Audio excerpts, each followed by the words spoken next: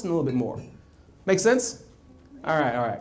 So, without further ado, I'm going to yield the stage, and this young man coming to the stage. We're gonna have to give it a big Riley. Let's get it started. Keep it going. All right, folks, ladies, gentlemen, friends, family, make some noise for William Barr!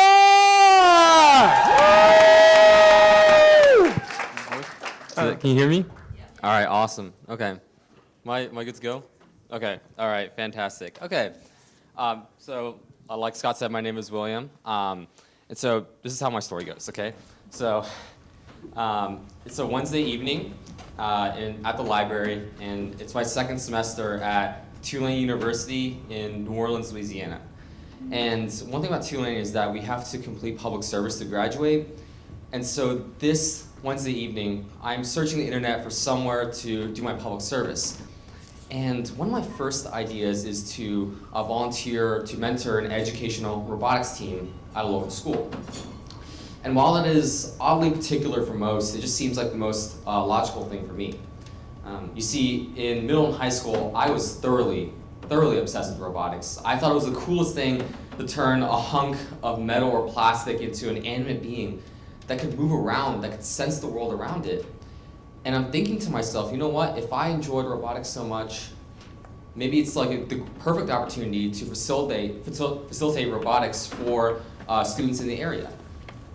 So I go on the internet, I search for about 30 minutes, and after about 30 minutes, I cannot find a single robotics club at New Orleans public school.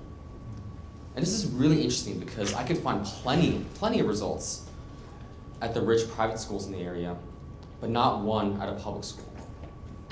So I keep looking, and after about another 30 minutes, I come across another article that talks about a cut in after-school budgets in New Orleans schools. And I'm thinking to myself, like, can these schools even afford a program like robotics? Turns out, for the most part, no. And when I realized this, I felt incredibly frustrated because I grew up around an abundance of extracurricular opportunities, and I believe that every student should have the same or even better opportunities than I did. And the fact that someone living just a few miles away from me in New Orleans doesn't even know that robotics exists, that's depressing for me. But the worst part is that no one's doing anything about it, and there's no service opportunity, of course. And so by the time I realize this, it's around 11 p.m., and I am walking back to my dorm, and I'm tired and I'm grumpy, but I'm just awake enough to think these random thoughts. And one of my thoughts is like, what if I just start my own service opportunity? I see a problem in the community that I really care about, and no one's doing anything about, and what prevents me from being the first. And so the next fall, I start a free after-school robotics program called RoboRecovery. And of course, it's no walk in the park.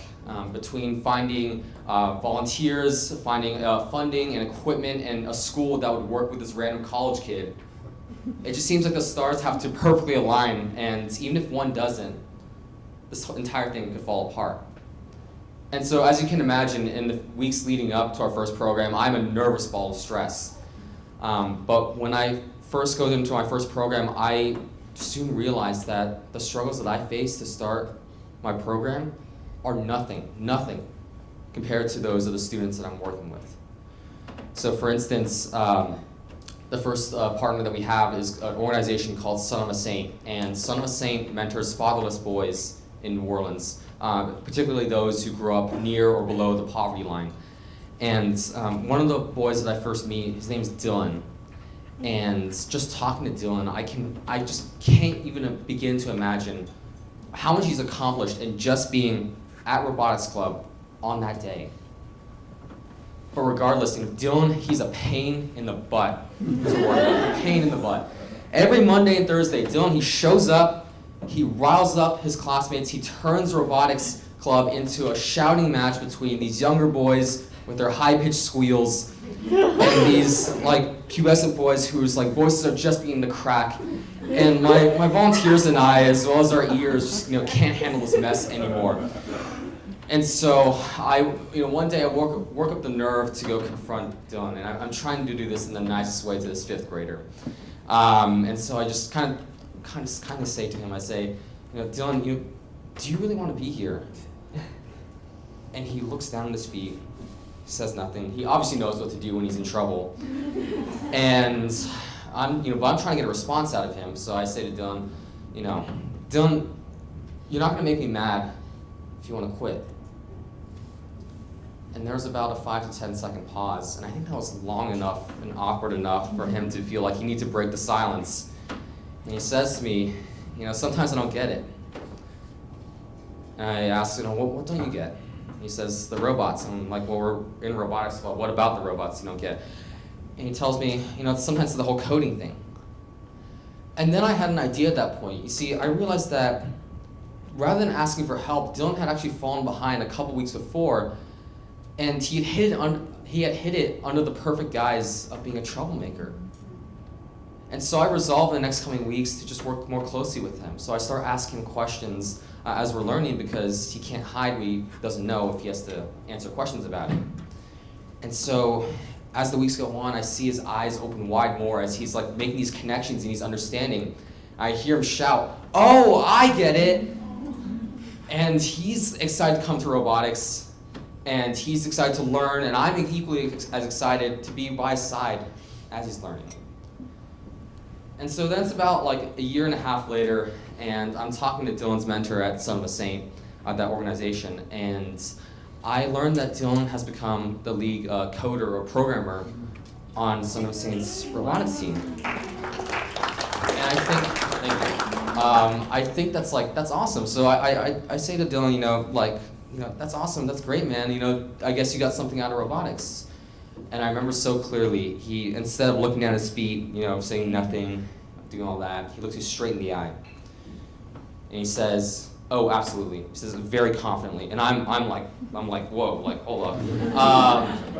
And I'm like, that's awesome, man. Do you want to do something with robotics in your future? And he says to me, yes, sorta, I want to major in chemical engineering when I go to college.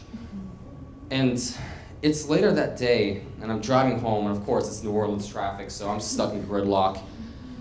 But this gives me time to think, and I'm thinking to myself, chemical engineering, when I was Dylan's age, I didn't know those words could go together, right?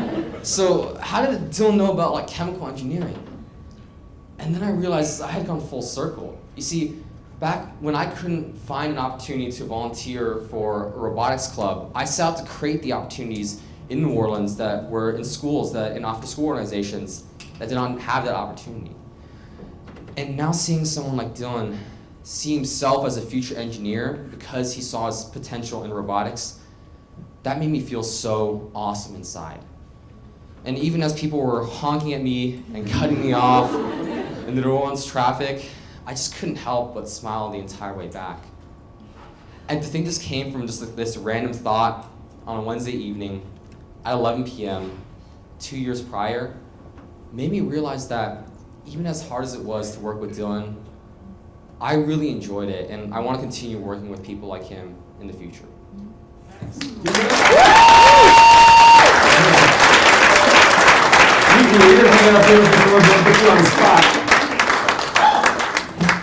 One more time for William. Give it up. Absolutely, right? It was amazing. So I just before we get into it, really enjoyed working with William. We had a chance. We were fans of rival soccer teams, but we were able to work through that, and sort of, which there's still some clashing there, but really did a great job. So just help me out here. So by show of hands, who could relate to William in his story? All right, you find points to relate to him? Okay, what if you had some money and at the end of that William was like, now, I'd want to keep doing this work, but I need a little bit of some money to help me out. Who here, if you had money, say you had $1 million, would you give William a couple dollars to help him out with his endeavor? Right? Right, you found that connection, and that is the point of storytelling, is that we got to know William, he didn't just come up here and say, I'm doing this thing and give me some money, or hey, I started this organization. He didn't do that. He went through this whole thing. He talked to you about why he did it. He talked to you about where it comes from. He talked to you about what it meant to him. And it all was coming from him. It was all about his experience. It wasn't about, he talked about another Dylan. Lots of Dylans today, but it wasn't about Dylan. It was about William and his experience and what he was doing. And that is the point that I'm trying to get across, is that it's from your point of view. Because now we're investing in him. We care about him.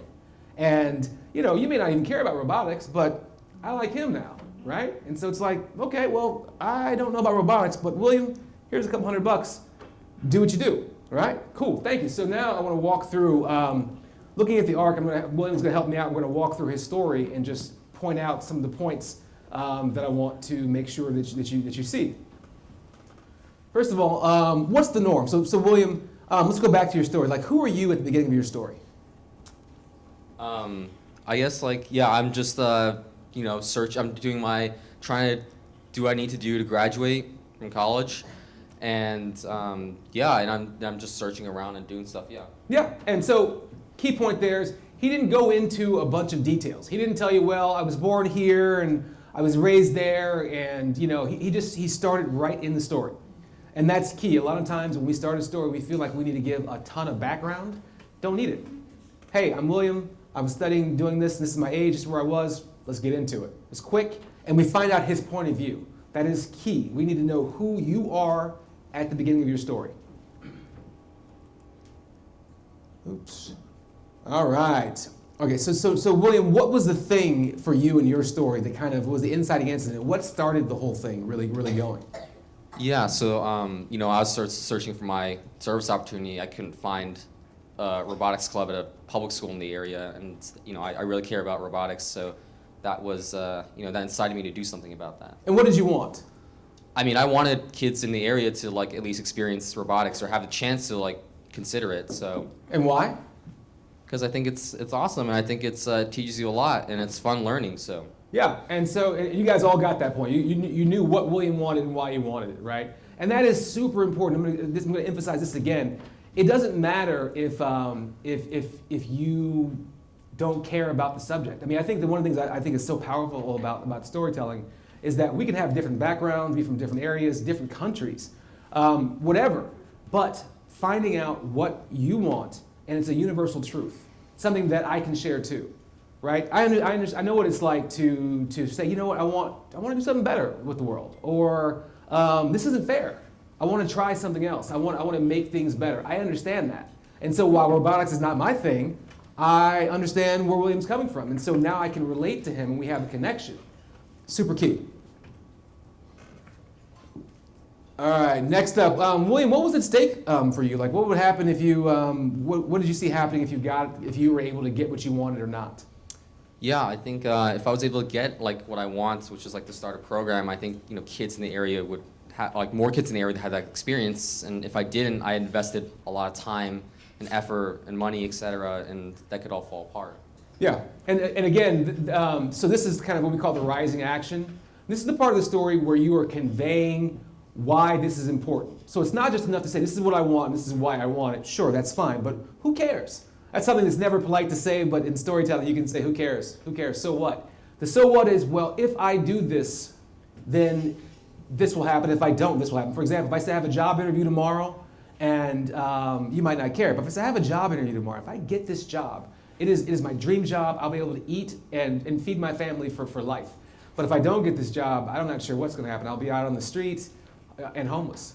You hopefully will care more that I get that job, right? And that's because the stakes are there. You get the reason why it's important. And for William, it was important for him because he wanted, he felt like this was kind of a tragedy, that this work wasn't being done in areas where people couldn't afford it. And he felt like that was an injustice and he wanted to change that. All right. So for you, what was the big change for you in your story? Yeah, I think the big change was, figuring out where my student Dylan, why he wasn't getting things, why he was being a troublemaker, and then realizing that you can make a change based on what I knew from that, or what I discovered. Yeah, And that's another key. So again, as I said before, you have to be different at the end of your story than you were at the beginning. And so the idea of that difference is like, what did you learn? Why is this important to you? What are you doing differently today that you weren't before? And for William in his story, he learned something. Like he had a breakthrough in the way that he was looking at the work he was doing. So he did that, and he also showed something I think is also really key. He showed the struggle. This is the entire time. He's like, Dylan was an example of this wasn't easy. It's important that we see you fail a little bit, that we see the pitfalls, we see that you're not perfect. I said earlier, if I went out and ran a marathon and won it, you don't really care. What you want to hear about is the struggle, because that's where you get people in. That's where you get people to be on your side. This is why, another example, if you ever watch sporting events, the Olympics, any of these things, they always give you the backstory of the athletes. They always tell you about their struggles. They tell you about what was going on in their lives because they want you to care about them. They want you to know that the thing they're doing right now isn't easy. It hasn't been easy. And there was a process to get there, and you invest in that, and then you care more, right? Okie dokie. I think that is all right. And so the resolution. And your big takeaway from your entire experience, what was your resolution for this? Yeah, I think it was one of the last things I said. I really enjoyed working with someone like Dylan, even as hard as it was. Yeah, and so that resolution, you're wrapping things up. It's also a great place there. If he were, say you guys were all donors, or he was at some other sort of meeting where he was needing something from you. This is where he would do the call to action, where he might ask you for something, because now he's told you his story. He's told you why this is important. Hopefully you were on his side, and now he's going to make the ask. But you do it in this section here at the end. All right? Make sense? Yeah. All right, give it up one more time for William. All right, thank you, sir. All right. Cool. All right, so now